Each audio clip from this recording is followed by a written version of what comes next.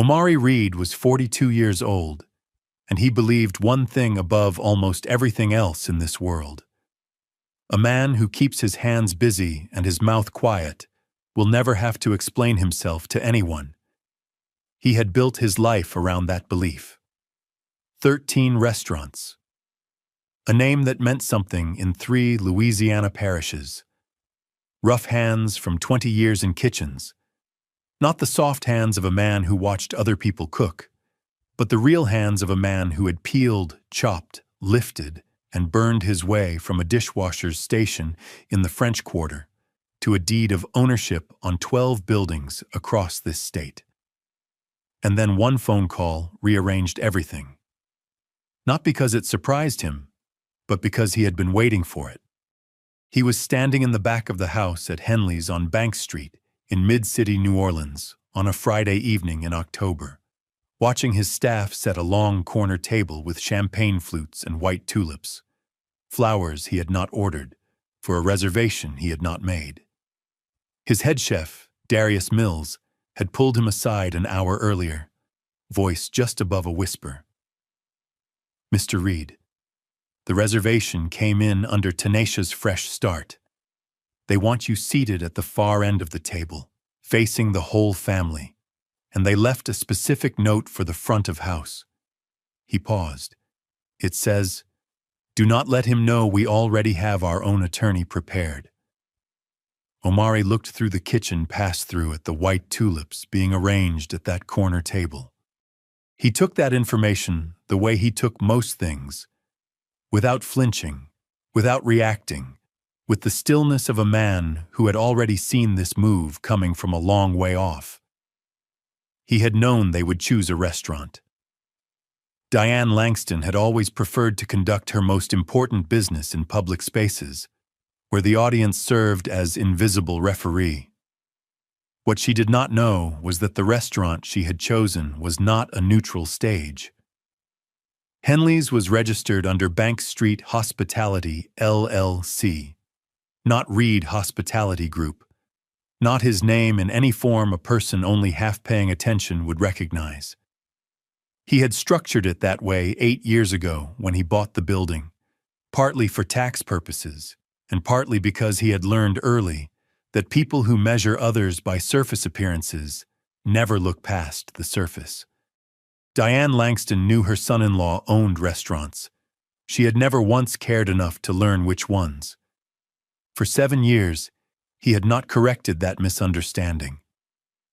Tonight, the misunderstanding would walk into this dining room before she did and wait for her at the table. "Make sure the lamb is exactly how I showed you," he said to Darius, and he went back to work. His wife's family had made a reservation at his restaurant, a restaurant they did not know he owned, to celebrate getting rid of him. They had arranged the seating to put him at the end of the table like a man on trial. They had brought their own attorney. And Omari Reed had spent the last 11 months quietly making sure that when this evening arrived, every single thing they believed about him would turn out to be wrong. That is not a coincidence. That is preparation. And the difference between those two things is the entire story. He drove back to Tremé that night the long way, up St. Claude Avenue, past the shotgun houses and the barber shops still lit up at 8 o'clock, past the corner where his grandfather used to sell boudin from a card table on Saturday mornings. He rolled the window down even in the cool October rain because he needed the air against his face. Ida Mae Reed was 81 years old and had not gone to bed before 10 o'clock in her entire adult life. When Omari stepped through her front door on North Rampart Street, she was exactly where she always was. Beside her cast-iron skillet, dish towel over her shoulder, the house smelling like onions and bay leaf and home. She looked at him the way grandmothers look when they already know and are simply waiting for you to catch up. "Tell me," she said. He told her the outline, the dinner reservation, the name, the seating arrangement, Diane's carefully constructed performance for tomorrow night. Ida Mae listened without interrupting, When he finished, she stirred the skillet once, slowly. Patient hands make a perfect dish, but when somebody's already decided to walk away, they'll burn their own plate on the way out.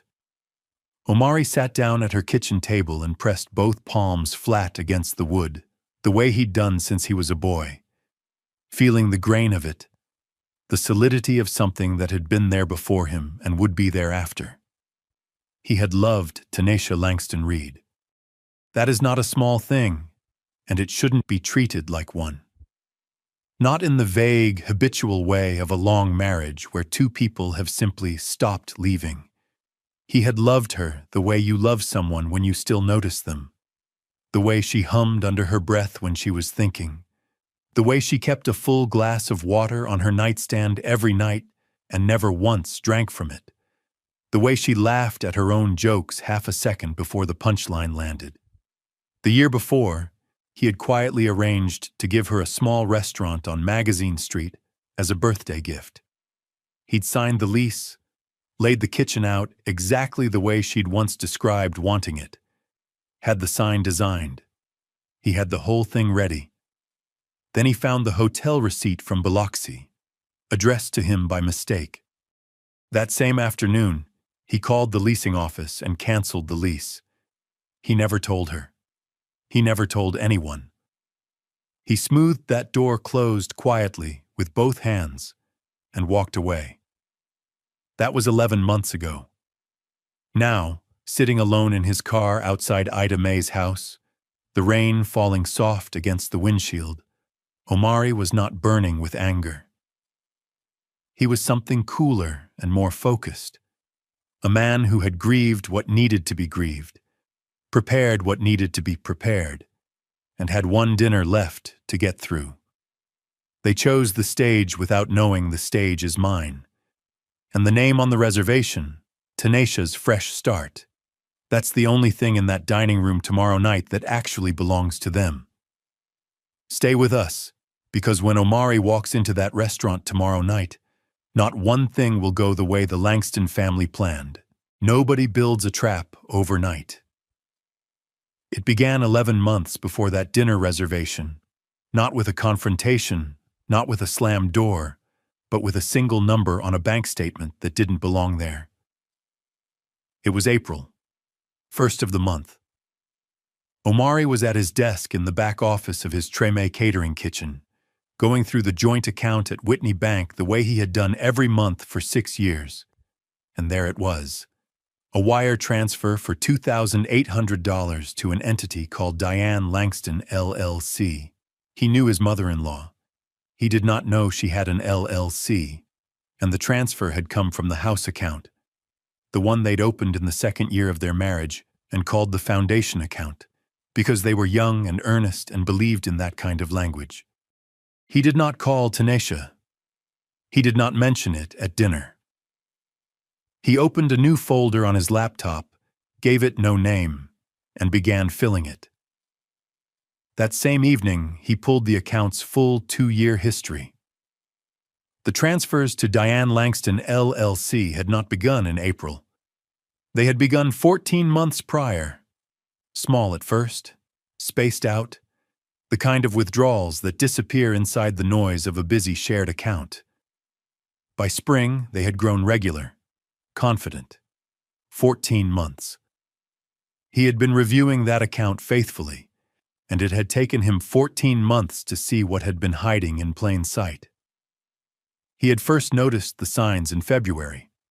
By March, the weight of what he suspected had grown heavy enough that one evening, while Tanisha was in the shower, he sat at the kitchen table and wrote, by hand, on the back of a grocery receipt, everything he wanted to say to her. That he knew, that he was hurt, that he was willing to try again if she'd tell him the truth. He folded that receipt and put it in his shirt pocket. The very next morning, a piece of mail arrived addressed to him by mistake. A hotel folio from the Grand Biloxi on Beach Boulevard. 2 nights, 2 guests. Tanisha Reed and Xavier Ellison. Omari held the receipt one more time. He didn't unfold it. He set it on the kitchen table, smoothed it flat with his palm, stood up, and walked to his car. He drove to work. He never picked that receipt up again. When a person is betrayed by someone they deeply trust, the instinct is to act immediately. But premature action on incomplete information almost always hands the other person every advantage. The opportunity to deny, to reframe, to perform remorse convincingly enough that love fills in the rest. What Omari practiced instead was harder, building a complete picture before making any move that couldn't be unmade. In May, he met with Phyllis Okafor at her office on Carindele Street. Phyllis was 52, sharp in the specific way of someone who built her reputation on seeing exactly what other people missed. She had known Omari since his dishwasher years. She slid a printed email across her desk. "I received this 3 months ago. Anonymous sender. Subject line, Xavier Ellison, what you should know." The email was methodical. It identified Xavier Ellison as carrying over $300,000 in personal debt, failed investment partnerships, a collapsed restaurant in Kenner, loans past due in Atlanta. It described him as a man seeking what the writer called a new financial foundation through marriage. And it referenced something else, a loan taken out under the name of Xavier's former head chef, without that man's knowledge or consent. "Whoever sent this," Phyllis said, "wanted to make sure this man never got his hands on your assets." Omari read it twice, set it on her desk, and said 4 words. "Let's make sure he doesn't." Then he asked the question he'd been holding since he walked in. "The joint account, can I freeze it?" Phyllis shook her head. "Not yet. Under Louisiana community property law, any unilateral action to restrict a shared account before a separation filing can be used against you in court. Every dollar that leaves that account from this point forward gets documented. Destination, date, amount. By the time this goes before a judge, those transfers won't be evidence of your carelessness. They'll be evidence of theirs." Omari looked at the running total she had printed. He looked at it for a long time. "So I watch it happen," he said. "You watch it, and you build the record." That same night, a text arrived from a number he didn't recognize. No greeting. Just a photograph. Tanisha and Xavier on Magazine Street, her hand resting on his arm with the ease of 2 people who have stopped worrying about being seen. Beneath the photo, "You're not the only one watching them." He called Phyllis. Within 48 hours, her investigator had a name. Marcus Turode, 31, formerly head chef at Xavier's Kenner location. Xavier had vanished when the restaurant collapsed, leaving Marcus 3 months in back wages, and, far worse, having used Marcus's name on a business loan without his knowledge. Marcus had spent the better part of a year cleaning up the financial damage Xavier had left attached to his name. Omari called the number. Marcus picked up on the second ring. "I'm not doing this for you," he said, without preamble. "I don't know you, but I know what he does to people who trust him. And I decided I wasn't going to stay quiet and watch him do it again." "I understand exactly what you mean," Omari said, "and I'm grateful." The following week, Omari sat on Ida Mae's porch before sunup. Over coffee, she mentioned, with the offhand delivery of someone noting the weather, that Tanisha had called the month before. Asked about the cornbread recipe and whether she might have the cast iron skillet someday. "When I'm gone." No bitterness, just fact. Omari set his cup on the porch railing. After a moment, Ida Mae added, "Renata called me too, few weeks back. Didn't say much, but she called."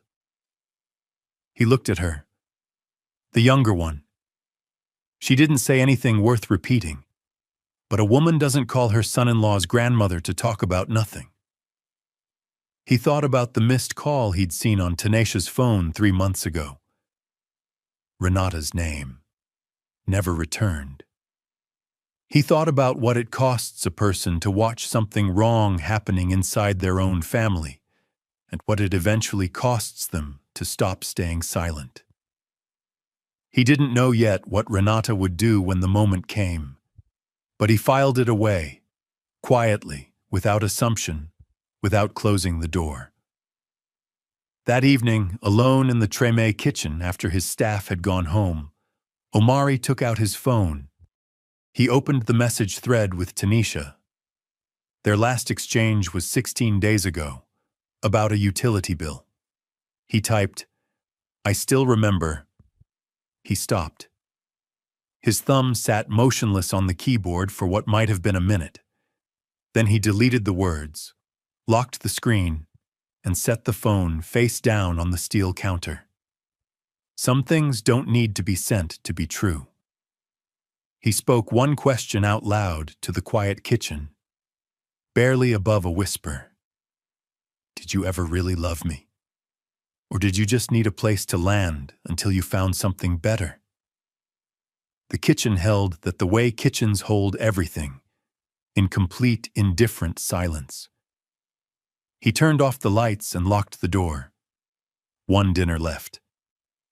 Omari had the words written down. He was ready to forgive her. Then one hotel receipt changed everything. Type 1 if you would have stayed. Type 2 if you would have walked. Because tomorrow night, when the Langston family walks through the front door of Henley's, they are going to find out that the man they plan to dismiss owns every inch of the floor they're standing on. Diane Langston believed in controlling a room before the room knew it needed controlling. She arrived at Henley's at 7:45, 15 minutes early, which was not an accident. Deep burgundy wrap dress, pearl earrings, reading glasses on a gold chain, the composed expression of a woman who had already decided how the evening would end. She greeted the hostess too warmly for a first visit, walked directly to the long corner table, and personally rearranged 2 place settings.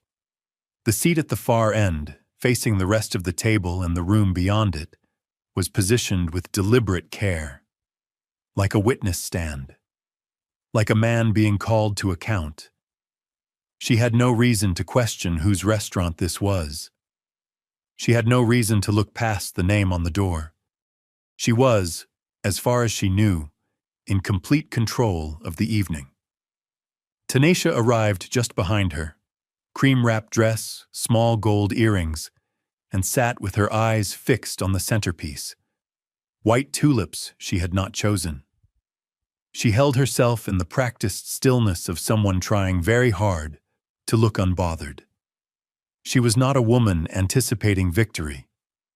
She was a woman who had committed to a course of action she no longer fully believed in, sitting in a room she didn't control, waiting for a confrontation she had convinced herself she wanted.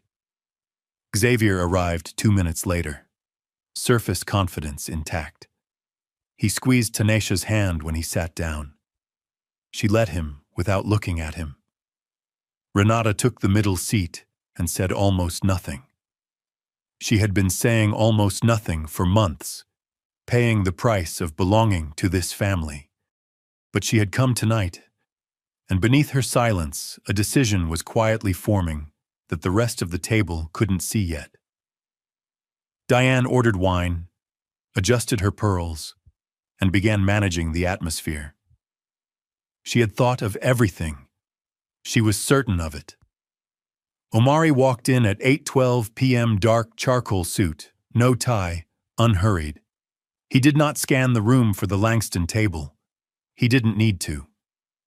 He moved through the dining room with the ease of a man who is not performing composure, but simply has it, nodding to the hostess, pausing briefly at a table of regulars near the bar. Then Darius Mills stepped out of the kitchen. 38 years old, 11 years with Omari through 4 kitchens, and one complete reinvention of what a black-owned Southern restaurant could be. He walked directly across the dining room floor, unhurried, deliberate, in full view of the Langston table, and extended his hand.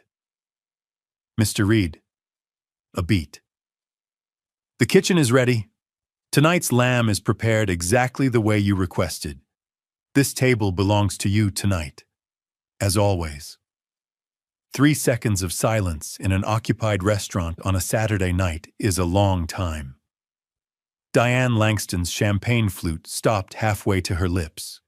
The smile she had maintained through 25 years of difficult situations faltered, not dramatically, not visibly to the whole room, but in the way of a foundation that has just felt the first tremor.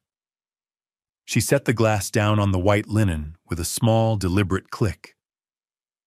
Tanisha still had not looked up from the centerpiece. Xavier looked at Tanisha. Tanisha looked at the flowers. Omari thanked Darius with a handshake and a quiet word, then walked to the table.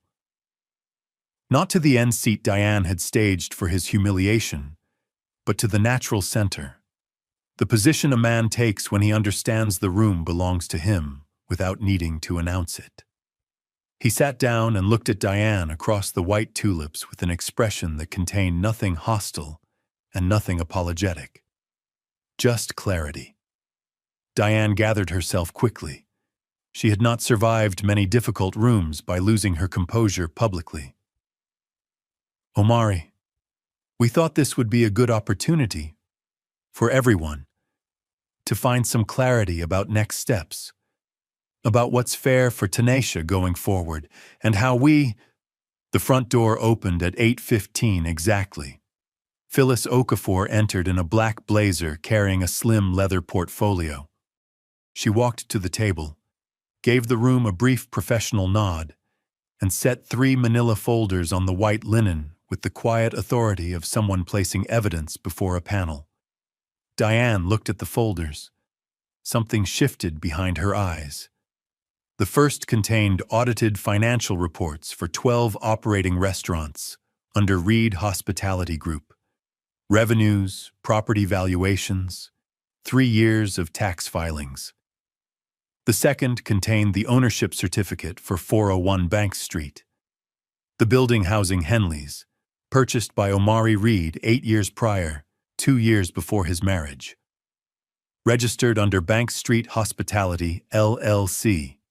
3 lines below the registered agent's name, sole member, Omari D. Reed. Diane stared at the certificate. The private recalibration behind her eyes was not subtle anymore. The third folder contained the prenuptial agreement. "I'd like to draw your attention to the notarized amendment," Phyllis said. Prepared on the same date as the main agreement, signed by both parties, witnessed, and notarized by the same officer. It was included in the full package your family's counsel reviewed 6 years ago. She set the amendment in front of Diane. It is 3 lines long. Short documents and long packages are easy to overlook. A pause. They are not easy to overturn. The clause was exact. The prenuptial agreement remained fully enforceable regardless of any subsequent claim of non-disclosure or concealment of financial assets. Under Louisiana community property law, Phyllis continued, no asset belonging to Reed Hospitality Group prior to the marriage constitutes marital property subject to division. That includes all 12 restaurant operations, all associated real estate, and all business accounts. 1 beat. The chef is also the owner of 12 restaurants, ma'am, and the buildings they occupy. Diane Langston had spent years operating from a specific belief that Omari Reed was a man without real power. She had built her entire strategy around that assumption, that a quiet man in khakis who worked in kitchens was, at his core, a limited man. What Phyllis's folders revealed was not just his wealth. They revealed the cost of underestimating silence. The table was very quiet.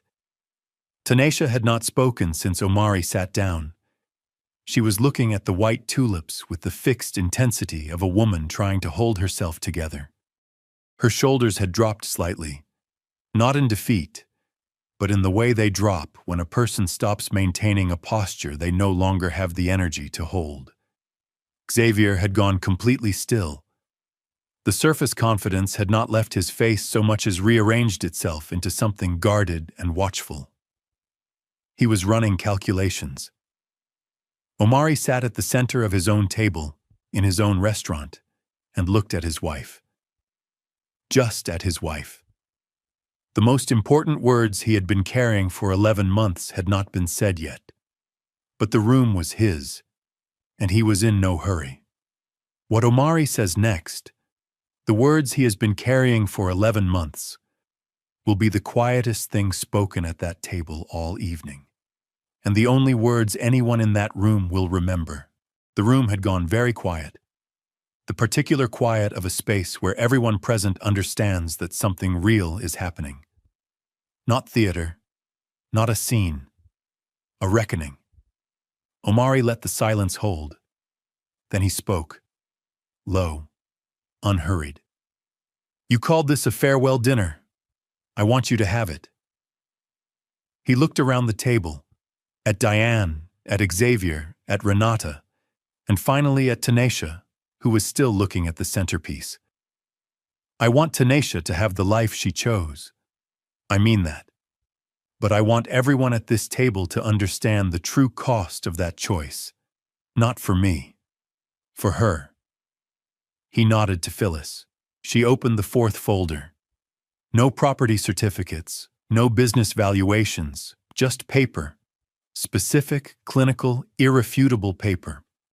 Wire transfers totaling $47,300, drawn from the joint account over 11 months, traced in sequence to Xavier Ellison's personal accounts. Hotel receipts from the Grand Biloxi. And behind those, Xavier's complete personal financial picture from public records and a private investigator's report. Credit accounts maxed and past due, a personal loan 17 months in default, the collapsed Kenner restaurant, a broken lease in Metairie, a failed Georgia investment partnership that ended in dispute. The man who had positioned himself as Tanisha's upgrade was carrying the financial profile of someone who had been searching, very specifically, for someone else's foundation to stand on. Phyllis set it in the center of the table without comment. The numbers said everything. Xavier looked at the documents the way people look at things that are true and damaging, with immediate deflection. I don't know anything about those transfers. Whatever happened with that money was between Tanisha and her own accounts. She told me Omari was hiding assets she had no access to. I was operating on the information I had. He spread his hands on the table. A reasonable man, his posture said. A victim of incomplete information. Stop. One word, from the middle of the table. Renata Langston had been quiet for months, through the early signs of the affair, through her mother's careful orchestration, through the Sunday dinners where Diane framed everything as protection and love. She had stayed silent because silence was the price of belonging to this family. She had made her decision before she walked in tonight. She had made it the week before, sitting alone at her kitchen table, looking at documents her mother had never meant for her to see, and finding, on one specific transfer date, a number that matched a conversation she had overheard and tried to forget. Don't lie anymore, Xavier. She told me everything. Last month. All of it. Xavier opened his mouth. I said stop. She looked at a specific page, a specific date, and something in her expression made clear she had encountered that date before, in a different context. Her hands were flat on the table. They were shaking slightly. She did not acknowledge the shaking. She looked at her mother. She told me you promised her 30%. 30% of whatever she could take from him. That was the arrangement. That is what this dinner actually is. The table received that the way a room receives a sound after something breaks. It rang in the air and refused to settle. Diane Langston had not set out to harm her daughter. She had set out to maximize her daughter's advantage, as she defined it. Status, financial security, the appearance of upward mobility. She had identified Omari as insufficient, not because he had failed Tanisha in any human sense, but because he didn't present the right surface. The cruelty wasn't that she was calculating. Many mothers calculate on behalf of their children. The cruelty was that she had been calculating on her own behalf too, and dressed her own interests in the language of maternal love. The 30% arrangement revealed that. She wasn't protecting Tanisha. She was positioning herself.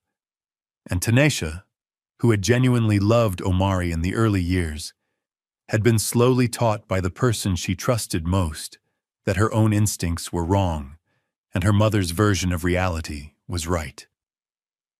That is not a simple story of a bad wife. That is a story of a woman who was shaped into betrayal by someone who was supposed to be her foundation. Renata had watched it happen from close range. Her voice, when it finally came, carried the weight of someone not just telling the truth, but acknowledging her own complicity in having stayed silent so long. Diane held herself very still, deciding whether to counter-argue or wait for a better opening. The calculation was visible now in a way it hadn't been before. The composure was still there, but it was working much harder than it had been at 7:45. Omari stood. No drama, both palms flat on the table, the same way he'd pressed them against the grain of Ida May's kitchen table the night before. And he rose. He looked across the white tulips at Tanisha and held her gaze until she finally, slowly, looked up at him. When she did, she looked like a woman seeing something clearly for the first time and finding the clarity unbearable. I gave you 7 years to choose the life you wanted. You chose. I respect that. But the consequences of that choice belong to you, not to me. He turned to Darius, standing a respectful distance from the table, and said his name with warmth, the warmth of a man publicly acknowledging someone who showed up when it mattered. Then Omari Reed walked out of Henley's on Bank Street. He stood on the sidewalk outside the front window, far enough back to stand in the dark, close enough to see through the amber glass. The October rain had stopped. The live oaks along Bank Street were still dripping, the city smelling like wet stone and river air. Through the window, Tanisha was crying, not the controlled, composed version, but the kind that takes over when a person finally stops managing themselves. Diane leaned toward her, and from the body language it was clear that whatever she was saying was not comfort. It was recalibration, damage assessment, what can still be recovered. Omari stood outside and watched his wife cry in his restaurant while her mother ran calculations. He pressed his hand slowly into a fist, feeling the roughness of his own palm. His eyes were red. He would not have said so. But they were. He was not made of stone. He had genuinely loved this woman. That love had not gone out like a switch. It had gone out the way an ember goes out over a long winter, cooling degree by degree, until one morning you put your hand near it and find nothing but ash. He stood there for the length of time it took to feel that fully and let it be true. Then he turned and walked down Bank Street, and the city held him the way cities hold their people. Indifferently, completely, without judgment. What Omari walked away from that night was not just a bad marriage. He walked away from the version of himself that had been waiting for someone else's acknowledgement of his worth. What comes next, in 5 months, in the neighborhood where he was born, would be built on a different foundation entirely. And this time, no one could take it from him. 5 months is both a long time and almost nothing, depending on what you're building. The divorce was finalized on a Tuesday morning in April in a courtroom on Poydras Street. Gray sky, coffee in a paper cup, a clerk reading names off a docket in a flat, professional voice. Omari signed where he was directed to sign, walked out through the 2-lane avenue entrance, stood on the courthouse steps, and breathed the cool morning air. He did not feel triumphant. He felt that something large and complicated had resolved itself into a single, clean fact. It was done. The process had taken 6 months from filing to finalization, exactly as long as Phyllis had told him it would take. Diane Langston's attorney had not conceded anything without requiring it to be proven. But the prenuptial amendment had held. Every challenge ran into the same wall, a properly notarized document, signed, witnessed, and dated, whose terms had been available for review since the day the marriage began. Tanisha received the Mid-City house on Carrollton Avenue and the balance of the joint account, reduced by the documented transfers that Phyllis had spent 11 months assembling into an irrefutable record. No stake in any Reed hospitality asset. No claim to the buildings, the operations, or any of the 12 deed certificates that bore his signature alone. Xavier Ellison did not remain in New Orleans long after the evening at Henley's. In the weeks that followed, Tanisha had done what Omari knew she eventually would. She looked at her own financial records without anyone else's narration and saw clearly what had been taken, how it had been taken, and who had guided the process.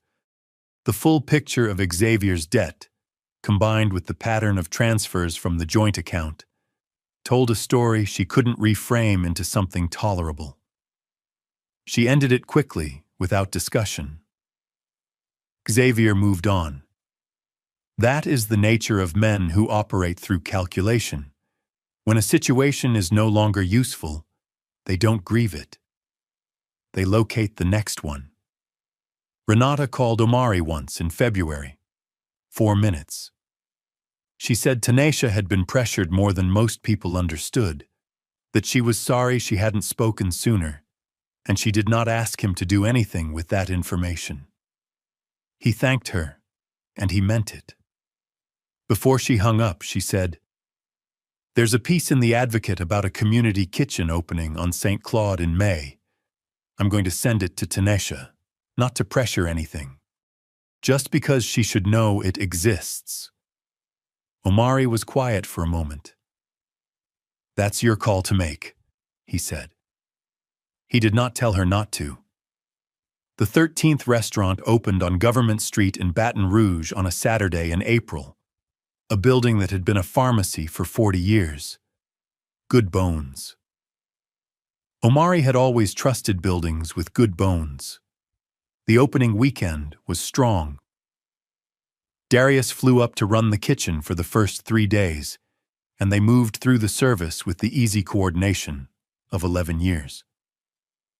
But the project Omari had been building in parallel for 2 years was the one that mattered more. The Ida May House opened on St. Claude Avenue in the Treme neighborhood on the second Saturday in May. Not a commercial restaurant, a community kitchen.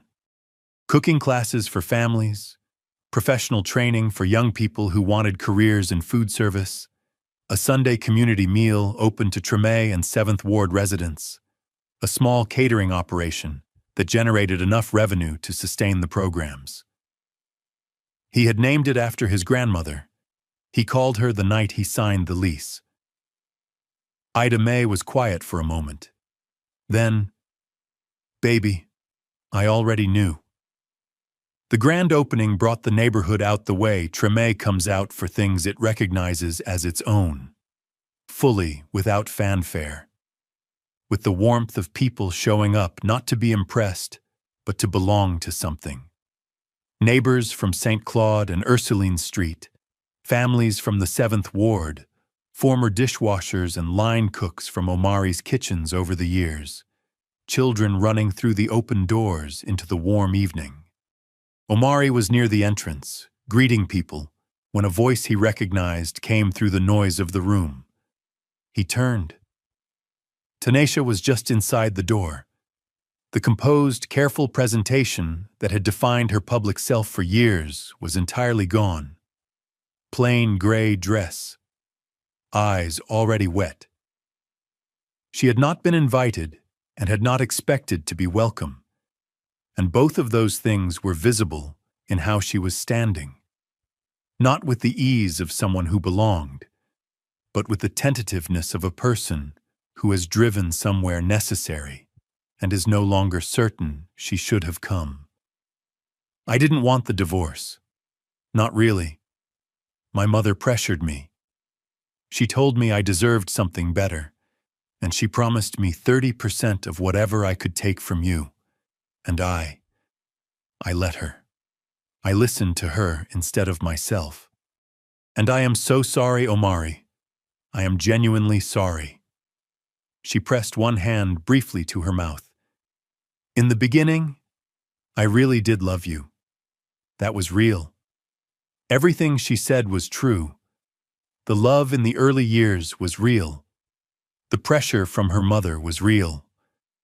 Her vulnerability to that pressure, rooted in a lifetime of being told her value was measured by the man beside her. Real, too.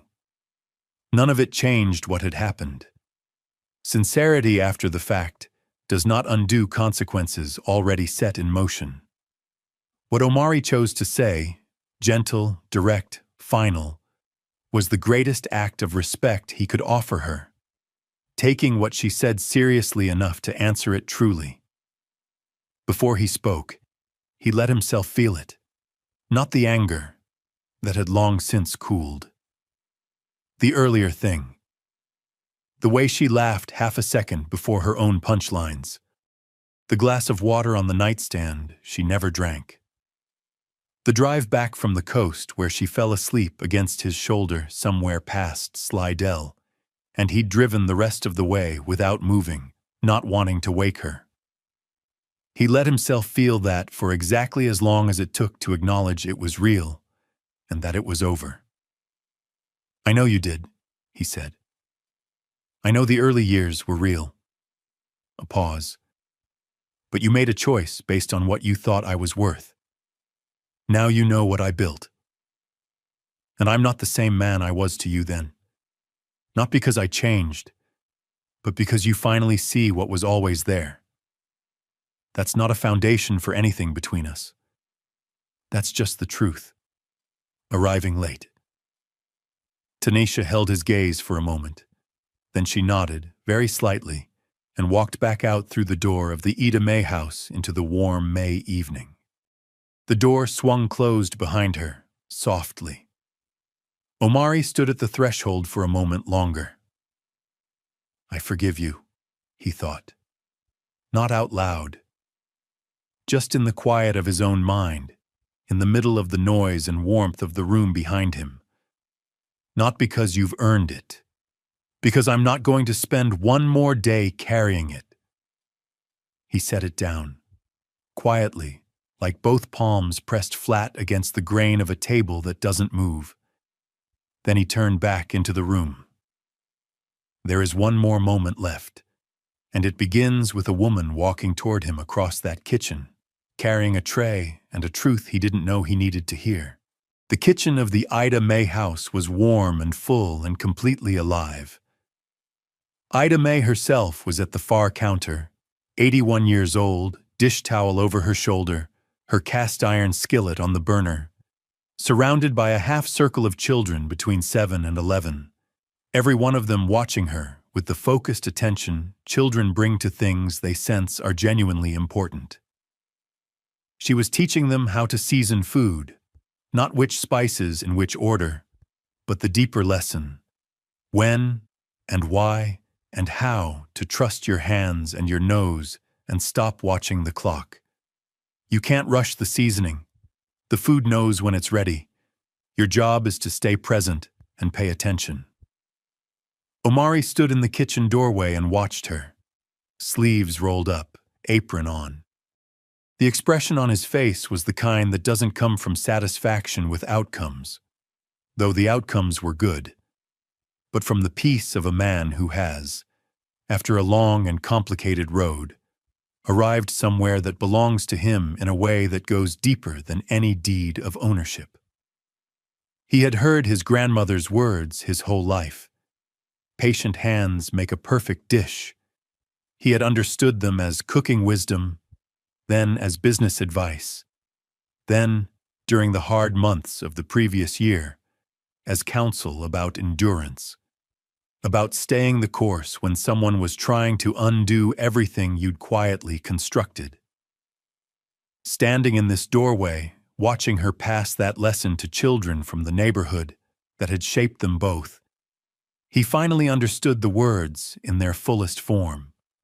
Patience is not about waiting. Waiting is passive, the suspension of action in hope that circumstances improve on their own. What Omari had practiced across those 11 months was something different.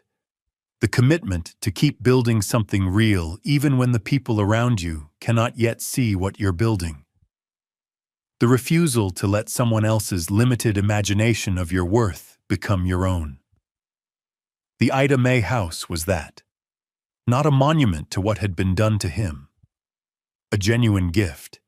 To the street that made him. To the children in that half circle. To the 12-year-old version of himself who had stood in this same neighborhood watching his grandmother cook and learning, without knowing he was learning, what a patient life could build. She appeared beside him quietly, the way certain people enter a room, without announcement, without asking for attention. Zuri Grant was 36, with the settled quality of someone who has thought clearly about what she wants and stopped wasting time on what she doesn't. She was carrying a serving tray and looking at the kitchen with the same warmth Omari had been watching it with. For a moment, they simply stood there together in the doorway. Two people looking at the same thing, seeing it the same way. I need to tell you something. I should have found a way to say it a long time ago. He looked at her. 3 years ago, I applied for the sous chef position at your Tremé location. I drove from Baton Rouge at 6 in the morning. I brought everything, my portfolio, references, 2 letters from chefs I'd trained under. A small pause. I didn't get the position, but the next day the manager called. He said you had personally reviewed all the applications yourself and asked him to give me a 1-month paid trial in the prep kitchen. Not the role I wanted, just a place to start. Omari listened. You didn't know me. You had no particular reason to do that. But you did. She turned to look at him directly, with the clear eyes of someone who has been deciding whether to say something for a long time, and has now fully decided. I couldn't stay. A financial situation in Baton Rouge meant I had to take a different offer, and I left before the trial started. But I never forgot it. I followed Reed Hospitality for 3 years. I watched how you run your kitchens, the way you treat your staff, the way you've built things. And when I heard about the Ida May house, what it was for, I drove back. She wasn't apologizing. She wasn't performing, just telling him the truth, plainly. I didn't come tonight looking for a position. I came because this is the kind of place I want to spend my time. And the man who builds something like this is the kind of man I want to know. Zuri had been watching Omari Reed for 3 years. Not the version revealed at Henley's with the ownership certificates and prenuptial documents, but the version that showed up before any of that was visible. The version that reviewed job applications at the end of a long day and decided to give an unknown young chef a 1-month chance. That is the version of a person that reveals character in its truest form.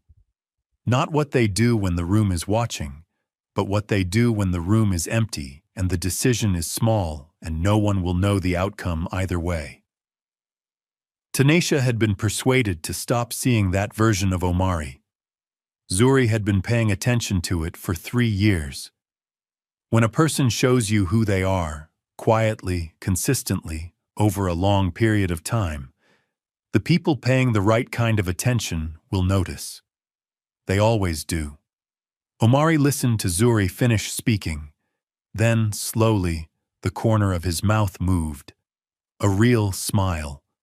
Not the composed, unreadable expression from the dinner table. Not the controlled calm of a man managing a strategy. A genuine, unguarded smile, the kind that reaches a person's eyes because it isn't doing anything except being itself. "Then stay," he said. That evening they worked the community dinner together. Long tables along the St. Claude Avenue side of the Ida May house. Doors open to the warm May night. The smell of red beans and cornbread drifting through the whole building. Every seat filled. Children running through the space with the freedom of children who feel at home. Somebody's grandmother laughing at the far end of the longest table. A full, unrestrained laugh that carried across the whole room. A teenager from the youth cooking program plating desserts at the service counter with the focused, proud expression of someone performing competence for the first time and discovering they have it. At one point, Ida May caught his eye from across the room and gave him a small nod. 42 years of watching her grandson become himself, and she was finally, fully satisfied with what she saw. He laughed, open, easy, completely unguarded, a laugh he hadn't heard come out of himself in longer than he could honestly remember. Zuri was beside him. She heard it and smiled without looking up from the plate she was carrying. "There you are," she said quietly. Patient hands don't just make perfect dishes, they build legacies that no one can take away. The soul of these stories comes from human experience, empathy, and courage. AI assisted only in language refinement, so that timeless lessons of justice, compassion, and standing up against wrong could move and educate viewers everywhere. Production team, story, and screenplay by Quinn Fung. Character development and visual conceptualization by Chris Wynn. Video scripting and scene adaptation by David Wynn. A passionate team dedicated to bringing this story to life.